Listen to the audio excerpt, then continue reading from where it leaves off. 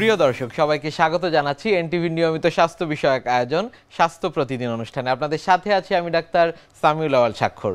প্রতিদিনের মতো আজও আমরা একটি গুরুত্বপূর্ণ বিষয় নিয়ে কথা বলবো। আজ আমাদের আলোচনার বিষয় গর্ভবতী মায়ের যত্ন। এই গুরুত্বপূর্ণ বিষয়টি নিয়ে আলোচনা করবার জন্য আজ আমাদের সাথে স্টুডিওতে রয়েছেন একজন বিশেষজ্ঞ চিকিৎসক। চলুন দর্শক, অনুষ্ঠানের শুরুতেই পরিচিত হয়ে আসি আমাদের আজকের অতিথির সাথে। ডাক্তার রিফাত রহিম 1970 সালের নভেম্বর মাসে ঢাকা জেলায় জন্মগ্রহণ করেন। তিনি 1996 সালে ময়মনসিংহ মেডিকেল কলেজ থেকে MBBS ডিগ্রি অর্জন করেন। এরপর তিনি চিকিৎসা বিজ্ঞানে উচ্চতর FCPS ডিগ্রি লাভ করেন। বর্তমানে তিনি মুগদা মেডিকেল কলেজ ও হাসপাতালে গাইনি অ্যান্ড অবস বিভাগের সহকারী অধ্যাপক হিসেবে কর্মরত। আপনাকে স্বাগত জানাচ্ছি আমাদের আজকের এই আয়োজনে। ধন্যবাদ ম্যাডাম, এই যে গর্ভাবস্থায় মায়ের যত্নের বিষয়টি আসলে কতটুকু গুরুত্বপূর্ণ? একটা মায়ের আগে গর্ভকালীন সেবাটা কখন থেকে শুরু করতে হবে এটা খুবই জরুরি। এটা একেবারে একটা মা যখন গর্ভ ধারণ করলো, যখন সে টের পেলো, তারপর থেকে মানে প্রসব পর্যন্ত যে পুরাটা সময় ওটাই তার গর্ভকালীন সেবা। এই সময় যে তাকে যে সেবাটা দেওয়া হয় এটাই কিন্তু গর্ভকালীন সেবা, এবং এই সেবাটা খুবই জরুরি। আমাদের মতো যারা মানে এই গর্ভকালীন সেবাটা এতই জরুরি, এই সেবাটা যদি আমরা 100% দিতে পারি, সব মায়েদের এই সেবার আওতায় আনতে পারি, তাহলে কিন্তু আমাদের ম্যাটারনাল মর্টালিটি, মাতৃমৃত্যু কিন্তু অনেক কমিয়ে ফেলতে পারবো আমরা। কারণ আমরা তো স্ক্রিন আউট করবো ঝুঁকিপূর্ণ মায়েদেরকে এই সময়। খুবই জরুরি এটা মা এবং শিশুর স্বাস্থ্যের জন্য।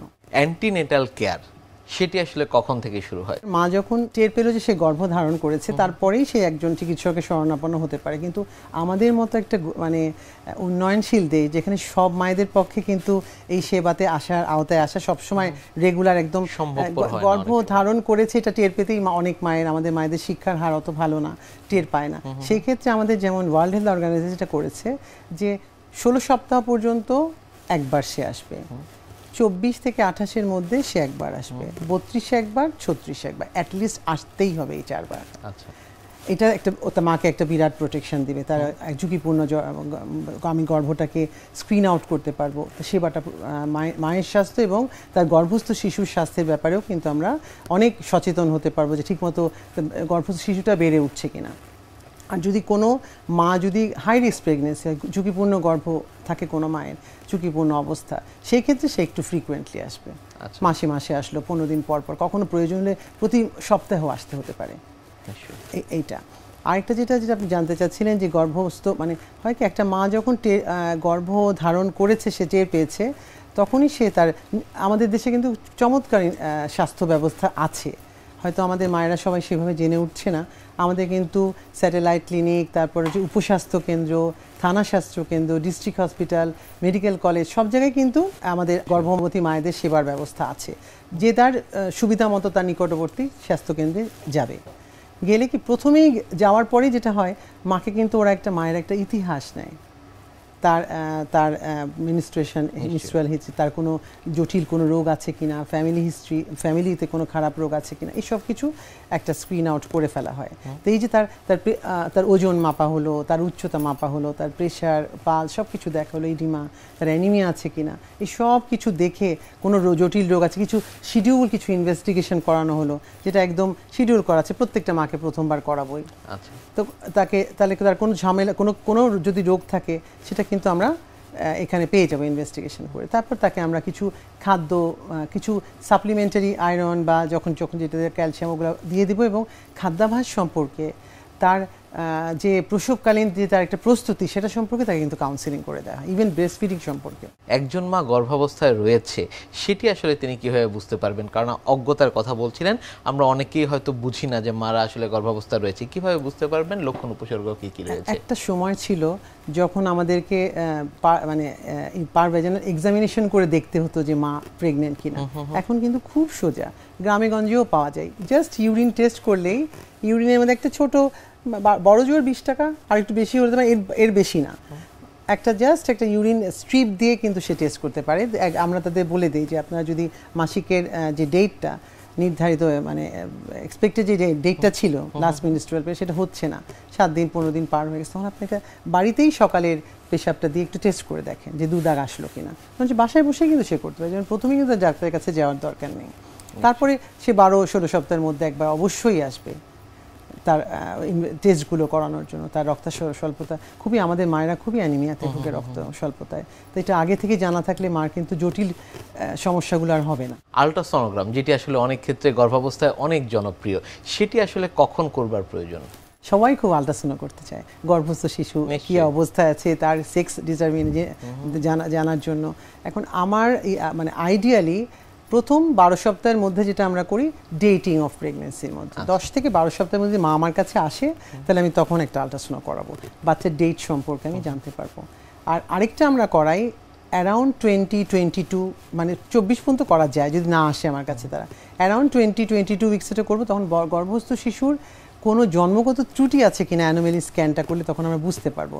তখন যদি ধরেন কোনো একটা থানা স্বাস্থ্য কেন্দ্রে আল্ট্রাসাউন্ড হয়, অ্যানোমেলি স্ক্যানটা ওভাবে ওরা করতে পারে না, তখনও গ্রস কোনো অ্যানোমেলি মানে জন্মগত ত্রুটি থাকলে কিন্তু ধরা পড়ে যাবে, কাজে এইটা কিন্তু আমরা তখন একটা করব। আরেকটা আমরা করি 36 সপ্তাহের পরে, যে বাচ্চার লাইকারের পরিমাণ, প্লাসেন্টা, এগুলো একটু দেখার জন্য, ম্যাচুরিটি দেখার জন্য করি। কিন্তু শুরুর ওই একটা করলে কিন্তু বাচ্চার ডেটিংটা আমরা পেয়ে যাব, যে কোন সময় সে আসলে তার এক্সপেক্টেড ডেট আসা কনফার্ম হয়ে যাবে। ঝুঁকিপূর্ণ প্রেগন্যান্সি, সেই বিষয়টি সম্পর্কে একটু আপনার কাছে জানতে চাই, এবং গর্ভাবস্থায় এর প্রভাব কী কী রয়েছে। যদি বয়স থেকে শুরু করি, যেমন টিনএজ প্রেগন্যান্সি, একেবারে কম বয়সী যেসব মেয়েরা মা হচ্ছে তারা যেমন ঝুঁকিপূর্ণ, তেমনি এল্ডারলি যারা গর্ভ ধারণ করছে, প্রথম গর্ভে যাচ্ছে বা পরবর্তীতে যাচ্ছে, সেটাও কিন্তু তাহলে এইজের জন্য কিন্তু একটা ঝুঁকিপূর্ণ আছে। আরও কিছু আছে যারা ধরেন প্রেশার, হাইপারটেনশন, মায়ের প্রেশার মানে আগে থেকেই প্রেশার ছিল, তারা একটা গ্রুপ। আরেকটা হলো 20 সপ্তাহের পরে, যেমন প্রি এক্লামশিয়া বলি, এক্লামশিয়া আমাদের কিন্তু প্রায় 24% মতো মা মারা যায় এক্লামশিয়ায়, কাজেই যেন প্রি এক্লামশিয়াটাকে আমরা কন্ট্রোল করতে পারি, যেন মায়ের এক্লামশিয়া না হয়, কাজে এরা কিন্তু ঝুঁকিপূর্ণ গর্ভ। আরেকটা হলো কোনো মায়ের হলো ডায়াবেটিস আছে বা কোনো থাইরয়েড ডিসঅর্ডার আছে, মা এবং বাচ্চা দুটোই একসাথে অ্যাফেক্টেড হচ্ছে, মায়ের যার সিভিয়ার অ্যানিমিয়া আছে, এরাও কিন্তু ঝুঁকিতে আছে মায়ের জন্য এবং গর্ভস্থ শিশুর জন্য। আরেকটা নোন কিছু ডিজিজ, হার্ট ডিজিজ বা অন্য, বাচ্চার পজিশনটা, বাচ্চা একটা দুইটা বাচ্চা পেটের ভিতরে, অথবা বাচ্চার পজিশন ঠিক নাই, বাচ্চা হয়তো উল্টা পজিশন আছে অথবা আড়াআড়ি ভাবে আছে, এই জিনিসগুলো কিন্তু সব ঝুঁকিপূর্ণ গর্ভাবস্থা। এদেরকে খুব এক্সট্রা কেয়ার আমাদের দিতে হবে এবং তাদেরকে নিয়মিত স্বাস্থ্যসেবার আওতায় আনতে হবে। 3টি trimester, first trimester, second trimester এবং থার্ড ট্রাইমেস্টার, সেক্ষেত্রে আসলে এই 3 জায়গায় কি কি ধরনের পরিবর্তন লক্ষ্য করা যায়? 3টা ট্রাইমেস্টারই তো তার একটা, যেমন ওজন, তার হাইট তো আর বাড়ে না, ওজনটা বাড়ে। আমরা সবসময় মায়েদেরকে বলি একটা এইজ, যেমন আমাদের তো আসলে একটু আর্লি ম্যারেজ হয় মেয়েদের, তাহলে আমরা কিন্তু সবসময় চাই যে 25-26 এরকম একটা এজ কিন্তু মেয়েদের জন্য গর্ভধারণের জন্য উপযুক্ত, কিন্তু আমাদের তো টিনএজ প্রেগনেন্সি অনেক বেশি, তো সেই ক্ষেত্রে তার মার নিজেরই তো একটা গ্রোথ হচ্ছে, সেই মায়ের ক্ষেত্রে কিন্তু তার গর্ভস্থ শিশুর জন্য তার পরিবর্তন, তার নিজের একটা পরিবর্তন, তার অ্যানিমিয়াটা কিন্তু আগে থেকে যদি সে অ্যানিমিক থাকে তাহলে আরও মোর প্রোনাউন্স হয়ে যায়। এখন হয় কি, শুরুতেই যেটা প্রথম 3 সপ্তাহে যেটা হয়, মায়েদের খুব অনেকে বমির টেন্ডেন্সি থাকে, তো ওজনটা ঠিকমতো তখন বাড়ে না। আমাদের বলে যে প্রতি মাসে অন্তত 2 কেজি করে ওজন বাড়বে, অন্তত 2 কেজি করে মাসে। শুরুতে হয়তো প্রথম 3 মাসে তার ফার্স্ট সেমেস্টার এত ভমিটিং হয় যে খেতেই পারছে না ঠিক মতো, তখন সেই ক্ষেত্রে আমরা কিন্তু তাদেরকে একটু খাদ্যাভ্যাস সম্পর্কে বলে দিই যে কীভাবে খাবে, কীভাবে খেলে তার বমিটা সে কন্ট্রোলে রাখতে পারবে, কিন্তু ওজনটা রেগুলার তাকে নিতে হবে এবং কিছু ডায়েটারি তাকে অ্যাডভাইস দিতে হবে যে কোন জিনিসগুলো সে এখন খাবে, আর কিছু বমি নিরোধক কিছু অ্যান্টিমেটিক ড্রাগ তাকে দিও, কিন্তু ফলিক অ্যাসিডটা আমরা দিই, জিঙ্ক ফলিক অ্যাসিড প্রথম 12 সপ্তাহ। তারপরে যেটা হয় তখন তো বাচ্চাটার গঠনটা 8 থেকে 10-12 মধ্যে, তারপর তো বাচ্চাটা বড় হতে থাকে, ও পূর্ণাঙ্গ হতে থাকে, তখনও তো মার ওজন বাড়তে থাকে। প্রতি মাসে আমাদের টার্গেট অ্যাটলিস্ট 2 কেজি। আর যে মা আগে থেকেই ওবেজ ছিল, ডায়াবেটিক মা বা হার্ট ডিজিজের মা, তাদের ক্ষেত্রে কিন্তু আরেকটু কম, সেটা ওরা তো আলাদা একটা আছে। তো এই ক্ষেত্রে মাদের প্রত্যেকটা আসলেই কিন্তু আমরা সবসময় মাদের কিন্তু ওজন মাপবো সবার আগে, প্রেশার, পালস প্রেশার, তারপর হচ্ছে তার ইডিমা, পায়ে পানি এসেছে কিনা, অ্যানিমিয়াটা আছে কিনা, বাচ্চার গ্রোথ ঠিক মতো, পেটে হাত দিলে আমরা বুঝতে পারি বাচ্চার গ্রোথটা কোন সময় কতটুকু থাকার কথা, পেটের একটা হাত সিমফাইসোফাইনাল হাইট দেখলে আমরা বুঝতে পারি। এগুলো দেখব এবং সাথে সাথে আমরা প্রয়োজনীয় ইনভেস্টিগেশন প্রথমেই যে করে ফেলি 12 সপ্তাহের মধ্যে, পরবর্তীতে এত বারবার করার দরকার নেই, খুব প্রয়োজন যখন পড়বে তখন করব। ম্যাডাম, গর্ভাবস্থায় যে বিপদ চিহ্নগুলো রয়েছে সেগুলো আসলে কি কি? আমাদের গর্ভাবস্থায় বিপদ চিহ্নগুলো সেগুলোই যেগুলোর কারণে আমাদের মায়েরা এই বিপদ চিহ্নর যদি আমরা ওদেরকে ওরা বুঝতে পারে তাহলে ওই কমপ্লিকেশনগুলো ওদের হবে না, মায়ের মৃত্যুও কিন্তু কম হবে। যে 5টা কারণে আমাদের মা মারা যায় সেগুলো, যেমন ব্লাড প্রেশার বেশি, পা ফুলে গেল, তারপর বললো যে প্রেশার অনেক বেশি, এটা কিন্তু ওর একটা বিপদ চিহ্ন। এটা যদি আমরা কন্ট্রোল না করি ওর কিন্তু এক্লাম্পসিয়া হবে। অথবা ওর কোনো কারণে ব্লিডিং হচ্ছে, যোনিপথে ব্লিডিং হচ্ছে, পারভেজানাল ব্লিডিং বা হঠাৎ করে ব্লিডিং হচ্ছে, এপিএইচ বলতে পারি আমরা। আর তারপর হলো এটাও কিন্তু ওর জন্য একটা বিপদ চিহ্ন। তারপর হলো ম্যাল প্রেজেন্টেশন। আমি বলছিলাম যে বাচ্চাটার সাধারণত নর্মালি আমাদের মাথাটা নিচে থাকে, বাচ্চাটা লঞ্জিটিউডাল লাইনে থাকে, বাচ্চাটার মানে বাটক যেটা ওর পজিশনটা ঠিক মতো নিচে আছে, হ্যাঁ, এটা কিন্তু ওর জন্য একটা মারাত্মক ঝুঁকি। ও আগে থেকে ও কিন্তু সিভিয়ার অ্যানিমিয়া আছে, রক্ত স্বল্পতা আছে, সেটা তো ও বুঝবে না। ওকে যেটাকে বলতে হবে সেটা হচ্ছে ওর পা হাত পা ফুলে গেল কিনা, মাথা ঝিমঝিম করছে কিনা, চোখে ঝাপসা দেখছে কিনা, তারপর ওর ব্লিডিং হচ্ছে কিনা, যোনিপথে এখন ব্লিডিং হওয়ার কথা, হঠাৎ করে পানি ভেঙে গেল, মাথা ছাড়া অন্য কোনো অংশ যদি বেরোয় আসে, কর্ড প্রোল্যাপস হয়ে গেল, অথবা হাত বা পা বেরোয় চলে আসলো, এগুলো সব কিন্তু ওর জন্য ঝুঁকিপূর্ণ। এবং ডেলিভারি হওয়ার পরেও কিন্তু ওর কিছু ঝুঁকিপূর্ণ সাইন আছে, এক্সেসিভ ব্লিডিং হচ্ছে, অনেক রক্ত যাচ্ছে, ও কিন্তু সেটা ওর জন্য ওকে আগেই জানিয়ে রাখতে হবে, তোমাকে ব্লিডিং হলে আপনাকে চলে আসতে হবে থানা স্বাস্থ্য কিংবা নিকটবর্তী হাসপাতালে। অথবা তার জ্বর হলো, দুর্গন্ধযুক্ত কোনো স্রাব আসছে ডেলিভারির পরে, এটাও কিন্তু তার জন্য মারাত্মক ঝুঁকি, যেগুলো যে আমাদের মায়েরা মারা যায়, পিপাল সেপসিস হয়ে মারা যাচ্ছে মায়েরা। অথবা বাধাগ্রস্ত, 12 ঘন্টা হয়ে গেছে এখনও বাড়িতে ডেলিভারি চেষ্টা করছিল, 12 ঘন্টা হয়ে গেছে ডেলিভারি হচ্ছে না, এটা কিন্তু বাধাগ্রস্ত প্রসব। তখনও কিন্তু সে হাসপাতালে চলে আসবে, নিকটবর্তী হাসপাতালে, যেখানে সিজারিয়ান সেকশনের ফ্যাসিলিটি আছে। নিশ্চয়ই। কখন আসলে এই সিজারিয়ান সেকশনের প্রয়োজন হয়? কিছু আছে অ্যাবসলিউট ইন্ডিকেশন, আচ্ছা, আর কিছু আছে রিলেটিভ। এখন অ্যাবসলিউট ইন্ডিকেশন যেমন আগে তার 2টা বা তার অধিক সিজার আছে, তাকে আমার করতেই হবে। তারপর গর্ভফুলটা একেবারে নিচে আছে, মানে সেন্ট্রাল প্লাসেন্টা প্রিভিয়া বলি যেটা নিচে, সেক্ষেত্রে কিন্তু আমাকে সিজার করতে হবে। অথবা মানে তার যে পেলভিসটা আর বাচ্চাটার মানে কেফালোপেলভিক ডিসপ্রপোর্শন বলি, গ্রস সিপিডি, বাচ্চার মাথা ঢুকছেই না, সেক্ষেত্রেও কিন্তু আমাকে অ্যাবসলিউট ইন্ডিকেশন, আমাকে সিজার করতেই হবে। মাঝে মাঝে এমন হয় মার এক্লাম্পসিয়া হয়ে গেছে কিন্তু ইমিডিয়েট 6 থেকে 8 ঘন্টার মধ্যে আমরা ডেলিভারি করাতে পারবো না, সেক্ষেত্রে আমাদের সিজার করতে হবে। অথবা যে অবস্ট্রাক্টেড হয়ে গেছে বাচ্চা, আর ডেলিভারি প্রোগ্রেস করছে না, এখন যা বাচ্চা মায়ের পরবর্তী জটিলতা এড়ানোর জন্য একসময় আমাদের সিজার করতে হয়। আর এখন যেটা মানে আর তার আগে তো আমরা নর্মাল ডেলিভারি, ভ্যাজাইনাল ডেলিভারির জন্য আমরা সবসময় ট্রাই করব, আমরা সবসময় এখন উৎসাহিত করি মায়েদেরকে যে ভ্যাজাইনাল ডেলিভারির জন্য, কিন্তু একেবারে খুব ক্লোজ মনিটরিং করে আগে দেখে নিয়ে যে সব কিছু ঠিক আছে কিনা। গর্ভবতী মায়েদের যত্নের এই বিষয়গুলো নিয়ে আমরা আরও কথা বলবো, তবে তার আগে আমাদের এই অনুষ্ঠানে একটি নিয়মিত সেগমেন্ট হচ্ছে বিভিন্ন খাদ্যের পুষ্টি গুণাগুণ সম্পর্কে আমাদের দর্শকদের জানিয়ে দেয়া। প্রিয় দর্শক, দেখছেন স্বাস্থ্য প্রতিদিন। কথা হচ্ছিল খুব গুরুত্বপূর্ণ একটি বিষয়, গর্ভবতী মায়ের যত্ন নিয়ে। অনুষ্ঠানে এ পর্যায়ে দেখে নেব বিভিন্ন খাদ্যের পুষ্টি গুণাগুণ সম্পর্কে আমাদের পুষ্টিবিদের কাছ থেকে। একটি সুস্থ সবল সন্তান প্রত্যেকটা মায়েরই কিন্তু কাঙ্ক্ষিত। সেজন্য যেটা করতে হয়, গর্ভাবস্থা একটু প্ল্যানিং অনুযায়ী করতে হয়। আর যদি আমাদের বাংলাদেশে ম্যাক্সিমাম গর্ভই কিন্তু আনপ্ল্যান্ড থাকে, সেক্ষেত্রে মাকে যেটা করতে হবে, তিনি যখন থেকে জানবেন যে উনি প্রেগনেন্ট, তখন থেকে কিন্তু তার খাবার দাবারের তালিকাটা খুব সচেতনভাবে নির্বাচন করতে হবে। কারণ তার খাবারের উপরই কিন্তু নির্ভর করবে যে তার গর্ভস্থ শিশু কতটুকু সুস্থ সবলভাবে পৃথিবীতে আসবে। আপনাদেরকে জেনে নিতে হবে যে গর্ভাবস্থায় কিন্তু 70% ব্রেন ডেভেলপমেন্ট হয়ে যায়। এর জন্য গর্ভাবস্থায় যদি খাবার দাবার ঠিক মতো না হয়, তাহলে সেই শিশুর ব্রেনের যে সিচুয়েশন সেটা কিন্তু অনেকটাই দায়ী থাকে মা। এর জন্য প্রথমে আমাদের জেনে নিতে হবে যে আসলে গর্ভাবস্থাকে আমরা 3টা ট্রাইমেস্টারে ভাগ করি। প্রথম ট্রাইমেস্টার মানে হচ্ছে প্রথম 3 মাস, পরের ট্রাইমেস্টার পরের 3 মাস, এবং পরে যে রেস্ট অফ দ্য ডেলিভারির আগ পর্যন্ত আমরা থার্ড ট্রাইমেস্টার বলি। এবং প্রত্যেকটা ট্রাইমেস্টারের কিন্তু খাবারের চাহিদাটা আলাদা। প্রথম 3 মাসে খেয়াল রাখতে হবে, তখন কিন্তু আসলে বাচ্চার কগনিটিভ যে চেঞ্জটা, ব্রেনের যে ডেভেলপমেন্টটা সেটা শুরু হয়। এর জন্য আমাদের হচ্ছে ফোলেট এবং হচ্ছে B12 খাবারটা কিন্তু খুব সচেতনভাবে নির্বাচন করতে হবে। এবং ডক্টরের কাছে যদি কেউ নাও যেতে পারেন, একজন গর্ভবতী মা কিন্তু নিজে থেকেই এই দুটো ভিটামিন শুরু করে দিতে পারেন এবং পাশাপাশি সুষম খাবার খেতে হবে। অনেকের খাওয়ার প্রবলেম থাকতে পারে, যে অনেকের ভমিটিং টেন্ডেন্সি থাকে, সেক্ষেত্রে খেয়াল রাখতে হবে ঘুম থেকে ওঠার পরে যাতে পানি জাতীয় বা তরল জাতীয় খাবারটা না খাওয়া হয়। কারণ ওই সময় আমাদের বডির যে সিচুয়েশনটা থাকে, আপনি যখন লিকুইড খাবারটা খাবেন তখন কিন্তু ভমিট টেন্ডেন্সিটা বেড়ে যায়।